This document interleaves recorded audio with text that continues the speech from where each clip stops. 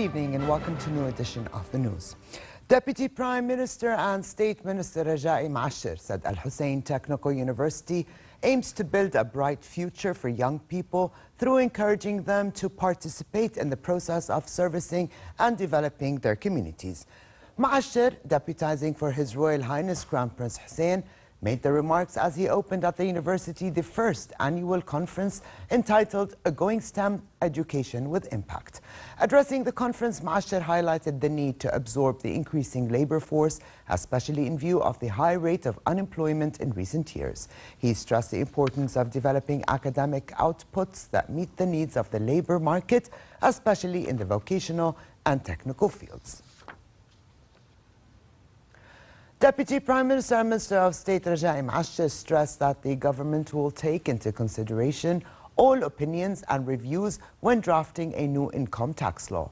Mashir made his remarks as he, along with concerned cabinet members, discussed the new law with a number of youth representing all the kingdom's governorates. He added that the new law aims at supporting the general budget, serving justice among different social segments.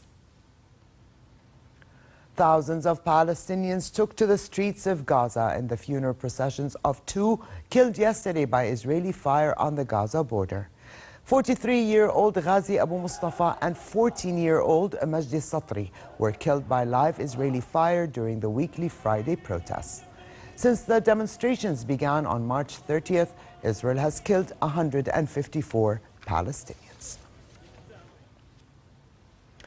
In Greece, rain poured down on scorched earth as a storm broke out in the fire-hit region of Neos Voutsas, east of the capital, Athens.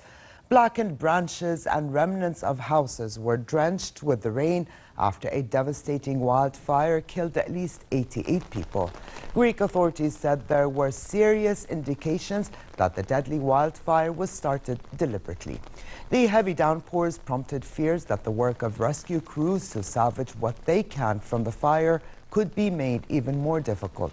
The search for the missing continues. Meanwhile, while more than 100 people still in hospital, some in the intensive care. Greece's Prime Minister Alexis Tsipras took political responsibility for the wildfires after his opponents went on the offensive, accusing the government of failing to apologize for the disaster. The world has greeted a complete lunar eclipse, the longest one of this century that was visible across much of the world last night. The so-called blood moon lasted an hour and 43 minutes and was visible at different times in Australia, Africa, Asia, Europe and South America, when the sun, earth and moon lined up perfectly, casting Earth's shadow on the moon. Making it even more special, Mars was also at its closest approach to Earth since 2003, making it appear bigger and brighter. Can you do this? Has anyone done this? In sports, we begin with the German Open semi-final that saw Leonardo Mager of Argentina beat Slovak Josef Kovalik. The reigning German Open champion needed 3 sets with a final set tiebreaker to defeat Kovalik. With a 6-7, 6-4, 7-6 win, Mager will now face Nicolas Basilashvili in the finals tomorrow after the Georgian beat Nicolas Hari in the other semi-final.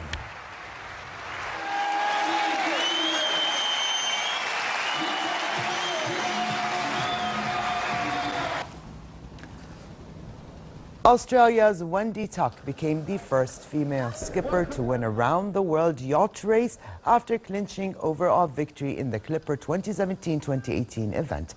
Tuck and her Sanya Serenity Coast team started the 13th and final round of the race at the top of the leaderboard and did enough to finish ahead of the 10 other teams. Over 700 sailors from 41 nationalities took part in the 40,000 nautical mile race. The youngest ever Clipper was a 25-year-old.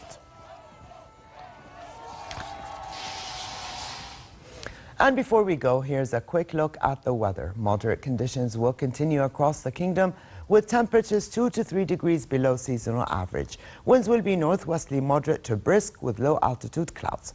Amman tomorrow can expect a high of 29 degrees Celsius and a low of 18 degrees. In the Gulf of Aqaba, it remains hot with daytime temperatures at 38 degrees, dropping down to 26 at night. And with this, we come to the end of this edition of the news. I'm Ali Abtufan. Thank you for joining us and have a good night.